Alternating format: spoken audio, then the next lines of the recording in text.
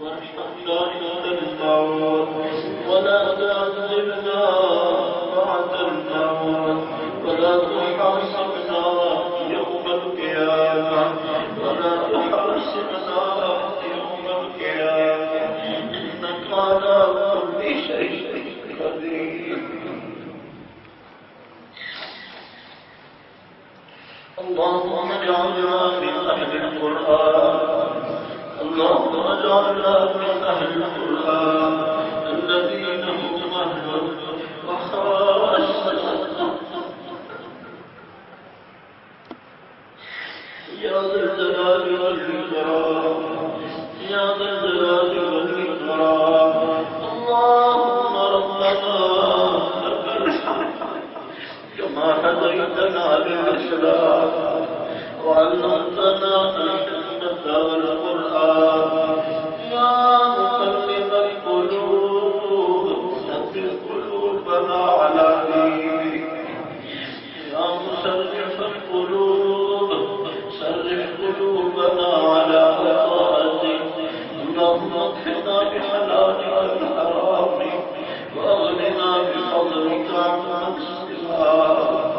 اللهم انا نسألك علما نافعا ورزقا طيبا وعملا متقبلا. اللهم اشف مرضانا ومرضى المسلمين اللهم اشف مرضانا ومرضى المسلمين. لا اله الا انت سبحانك انا كنا من الظالمين. اللهم رب ارحمهما كما ربيانا صغيرا. اللهم رب ارحمهما كما ربيانا صغيرا. اللهم انا نسألك الهدى والتقى والعلم. اللهم إنا نسألك الهدى والتقى والعفاف والغنى.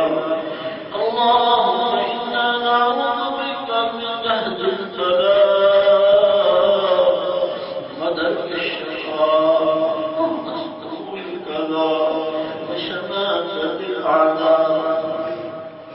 اللهم احفظ باكستان اللهم احفظ بلادنا بحفظك وبلاد المسلمين. اللهم انك عفو كريم تحب العفو فاعف عنا. اللهم بارك لنا في اولادنا اللهم بارك لنا في ازواجنا اللهم بارك لنا في امهاتنا اللهم بارك لنا في آبائنا. اللهم تقبل قيامنا اللهم تقبل ركوعنا اللهم تقبل سجودنا اللهم تقبل تلاوتنا. اللهم إنك عفو كريم تحب العفو فاعف عنا.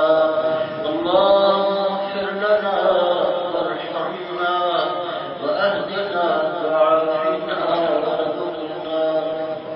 اللهم ربنا لا تزغ قلوبنا بعد إذ هديتنا وهب لنا من لدنك رحمة إنك أنت الوهاب.